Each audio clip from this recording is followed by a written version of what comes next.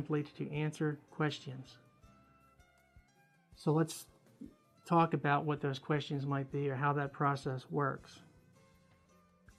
Some judges start the hearing by asking you questions, and some judges will look at me and say, okay, Mr. Bothwell, you can start asking your client some questions.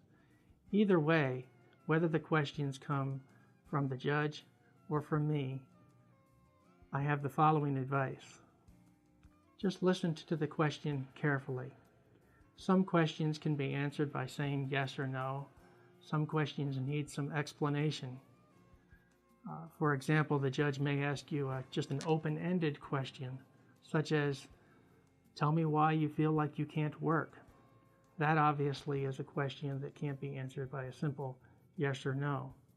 Just try to take your time and explain to the judge why you feel you can't work, what kind of health problems you have that prevent you from working, what kinds of things you used to do when you worked that you can no longer do, and why, and so on and so forth.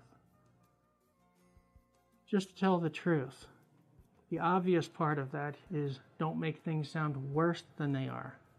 To use a silly example, if you go in there and say you need a wheelchair to get around, but if you really haven't needed that, the judge will probably look at you and say he's read all the medical reports and there's nothing in there about any wheelchair, and he thinks you're lying, and so you lose your case. That's the obvious part of just telling the truth. But the other part of it that I think is just as important is you need to tell it like it is. As I said before, this is not the time to be afraid to talk about your health problems. What I hope for you is that the next day after the hearing, or the week after, or maybe after you get the judge's decision, I hope you don't say, oh gee, I wish I'd been willing to explain better and open up and to talk about my problems. I want the judge to get it. It's your job and my job to help the judge get it.